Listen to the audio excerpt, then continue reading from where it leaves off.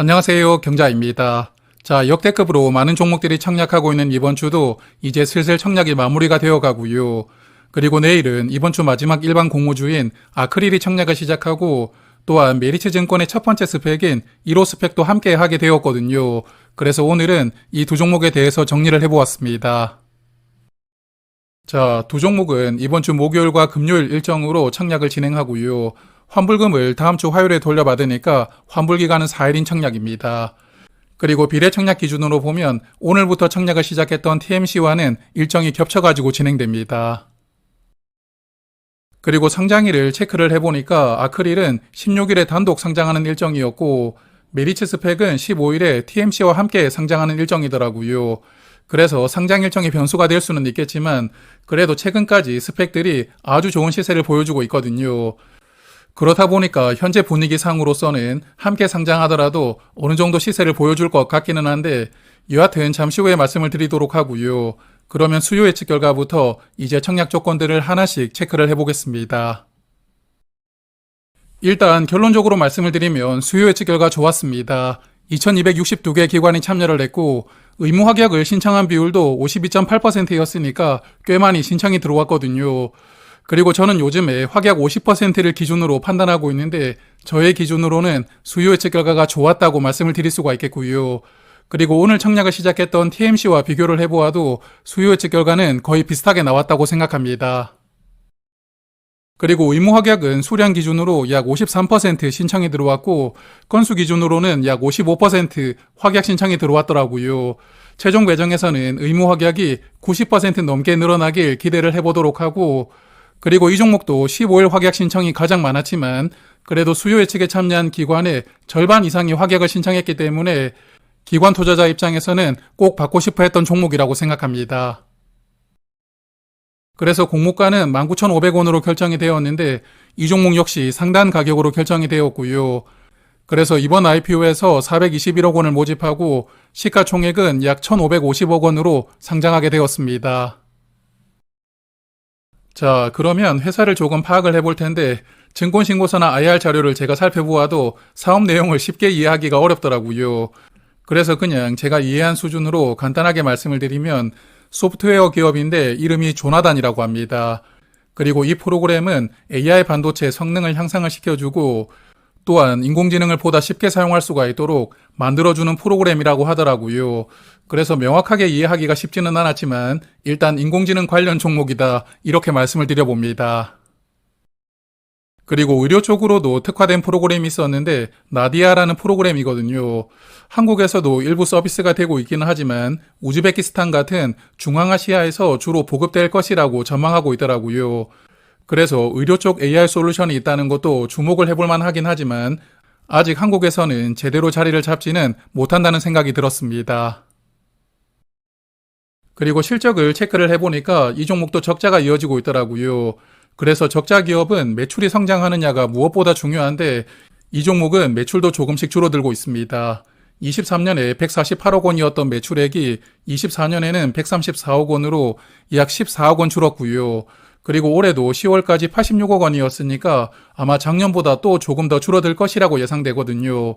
그래서 매출이 성장하지 못하고 있고 그에 따라 적자 폭도 조금씩 늘어나고 있으니까 실적 측면에서는 조금 물음표를 가지고 있는 종목이 아닌가 생각됩니다.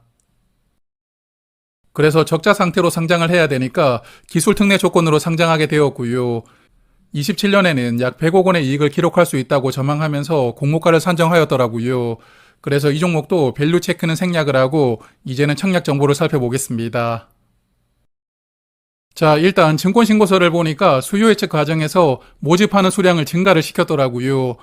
원래 180만 주를 모집할 예정이었는데 216만 주로 늘어났습니다. 그래서 하마터면 잘못된 정보를 말씀을 드릴 뻔했는데 여하튼 수요 예측 과정에서 모집 수량이 늘어나는 종목은 정말 오랜만에 만나는 것 같고요. 그래서 일반 투자자에게 54만 주가 배정이 되어 있고 주관사가 신한투자증권입니다. 일반 고객은 최대 3만 6천 주까지 청약을 할 수가 있고 풀청약을 하시려면 증거금은 약 3억 5천만 원 필요하고요. 그리고 최소 20주부터 신청할 수가 있으니까 균등 청약만 참여를 하신다면 증거금은 19만 5천 원입니다. 그리고 신한투자증권도 청약 수수료가 2천 원입니다. 그리고 상장일에는 204만 주가 유통될 수가 있는데 전체 주식의 약 25% 물량이고요. 유통금액은 약 400억 원입니다. 그리고 스톡옵션 같은 걸로 상장일에 추가되는 물량도 없으니까요. 유통 물량이 괜찮은 조건이라고 생각을 하고, 그리고 상장일에 매도할 수가 있는 기존 주주는 73만 주를 보유하게 되는데 전체 주식의 9.2% 물량을 보유하게 되었거든요. 오랜만에 공모주주보다 기존 주주의 물량이 조금 더 적으니까요. 기존 주주의 영향력이 그렇게 크지는 않을 것이라고 예상합니다. 그리고 기존 주주의 구성을 보니까 대부분 재무적 투자자로 구성이 되어 있더라고요. 재무적 투자자가 67만 주를 보유하고 있었고 개인 주주는 6만 주를 보유하고 있으니까 재무적 투자자가 약 10배 더 많은 물량을 보유하고 있는 조건으로 기존 주주가 구성되어 있었습니다. 그리고 최근에 주식을 발행했던 이력을 보니까 24년에 마지막으로 투자를 받았더라고요. 여기 보시면 24년 5월부터 12월까지 총 5차례 투자를 받았었는데 전부 주당 16,000원으로 투자를 받았습니다. 그래서 재무적 투자자 중에서 마지막으로 투자를 했던 주주들은 주당 16,000원으로 이 종목을 보유하고 있고 공모가와 비교하면 18% 낮은 가격으로 주식을 보유하고 있는 조건이거든요. 그리고 물론 더 일찍 투자했던 주주들은 주당 16,000원보다도 낮은 가격일 테니까요. 이 종목도 마찬가지겠지만 기존 주주가 보유한 물량은 상장일에 전부 나올 것이라고 예상합니다. 자, 그러면 일단 아크릴은 여기까지 하고 이제 메리츠 스펙을 조금 보고 갈 텐데요. 메리츠 증권에서 첫 번째로 상장시키는 스펙이다 보니까 조금 특별하다고 볼 수도 있겠는데 일단 모집하는 규모가 110억 원이더라고요. 스펙 중에서는 중형급 사이즈로 상장하는 종목입니다. 그리고 공모가는 마찬가지로 2,000원이고 주관사가 메리츠 증권이고요. 최대 13만 5천 주까지 청약할 수가 있으니까 풀청약을 하시려면 증거금은 2억 7천만 원이 필요합니다. 그리고 최소 20주부터 청약할 수가 있었고 20주 증거금은 4만 원이 필요하고요. 그리고 메리츠 증권도 청약 수수료가 2,000원입니다. 그리고 수요 예측 결과를 간단하게 말씀을 드리면 1,551개 기관이 참여를 했었고 의무 확약도 아주 약간의 신청이 들어왔지만 사실 거의 없다고 봐도 무방한 수준입니다.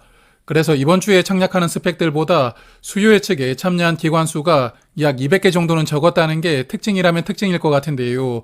그렇지만 스펙은 수요 예측이 상장일에 영향을 거의 주지 않는다고 보고 있기 때문에 청약 판단에 있어가지고 크게 고려할 요소는 아니라고 생각합니다. 그리고 제가 초반부에 말씀을 드렸지만 요즘 스펙들 시세가 정말 무섭게 나오고 있습니다. 공모가 2배는 전부 넘겨주고 있고 그러다 보니까 일반 공모주와 함께 상장을 하더라도 좋은 시세를 보여주고 있는데 화면 보시는 두 종목은 일반 공모주와 최근에 함께 상장했던 종목이거든요.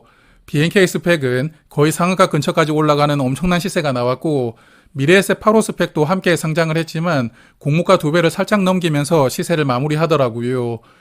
그래서 스펙은 워낙 흐름이 왔다 갔다 하기 때문에 이러한 흐름이 갑자기 다음 주에 변화될 가능성도 어느 정도는 있습니다. 그렇지만 현재까지는 스펙들의 분위기가 아주 좋은 상황이고요. 또한 화면 보시는 것처럼 함께 상장한다는 게 큰 페널티로 작용하지 않고 있거든요. 그래서 개인적으로는 메리츠 스펙도 조금 기대를 해보고 있습니다. 자, 그러면 오늘 말씀드린 내용을 정리하겠습니다. 아크릴은 인공지능 관련 종목답게 수요 예측에서 기관 투자자들에게 좋은 평가를 받았고요. 유통 물량도 괜찮은 수준에다가 상장일에도 단독 상장으로 예정이 되어 있거든요. 인기가 많을 것이라고 예상하는데 저는 일단 오늘 교보 스펙을 조금 비례 청약을 해두었으니까요. 환불금을 받으면 아크릴도 비례 청약을 해볼 생각입니다. 그리고 메리츠 스펙은 균등 배정으로 10주 이상은 받을 것이라고 예상하기 때문에 가볍게 균등 정도만 청약을 해볼 계획입니다. 자, 그러면 이제 내일은 드디어 수요 예측 결과가 나오는 종목이 없으니까요. 오랜만에 2일차 예상을 한번 해보겠습니다. 그리고 내일 아침에는 에임드바이오가 상장하는 날인데 제가 일요일 저녁에 상장일 매매 데이터를 정리하고 말씀을 드렸거든요. 혹시 보지 못하셨던 분들은 한번 참고를 하시고 그래서 내일 아침에는 라이브를 진행하니까요. 시간 되시는 분들은 아침에 뵙도록 하겠습니다. 그러면 이번 주 마지막 청약이니까 잘 마무리하시고요. 오늘 하루도 정말 수고 많으셨습니다.